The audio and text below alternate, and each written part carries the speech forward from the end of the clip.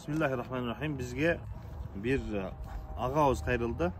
10 yıl yaşagandan keyin ayalım kaçıp ketти dep kaygırıp emne kılsam bolot dep kaygırıp kayırıldı эле. Biz сүйлөшүп такташып кандай жашоо болду, эмне болду деп сурап, андан кийин ошол биздин айткан сөзүбүз дагы бир тараптуу болуп калбасын деп аялдын номерин алып, ошол аял менен дагы байланышып сурап көрдүк.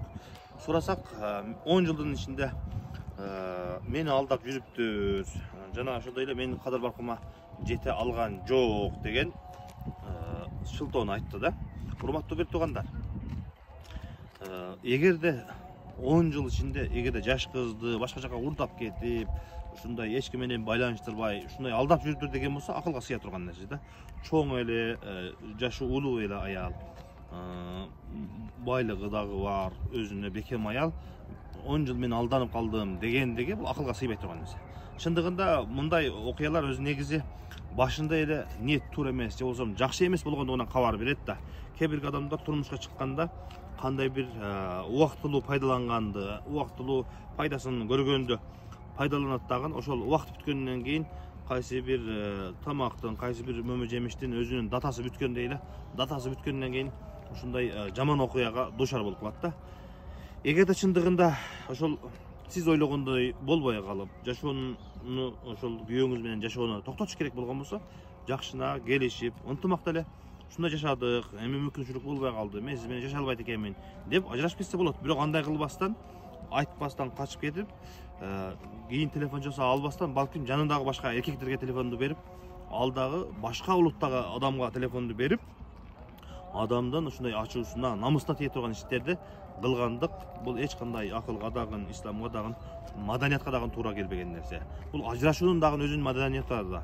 Эгерде келишпей калдыңызбы, жашоого эч кандай мүмкүнчүлүк болбой калдыбы, ачык айкын айтып, түшүндүрүп, эгерде мен ушундай, сен менен ушунча жыл жашадым, эч кандай жашаганга мүмкүнчүлүгүм болбой калды деп, менин уруксатымды бер деп адамча кеткендик жакшы болот.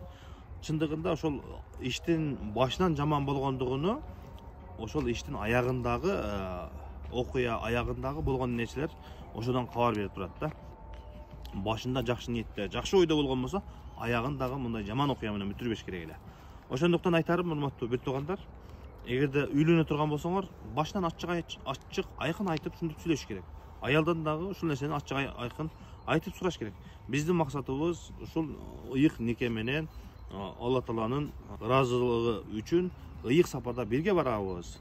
Ортобузда ушундай жакшылыктар бар, ушундай жакшы ниеттер бар.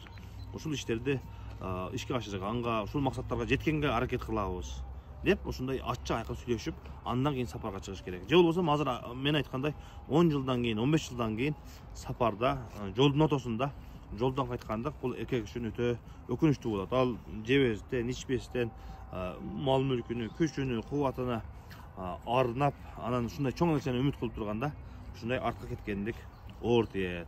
Ошондуктан орто жолдо калбаш үчүн башынан ачык айкын айтып, андан кийин үйлөнгүлө деп айтар элем. Алла Таала ар бир үй бүлөгө Алла Таала ынтымак берсин, жамандыктан, ажырашуудан, уруш талаштан Алла Таала өзү сактасын. Ассаламу алейкум ва рахматуллахи ва баракатух.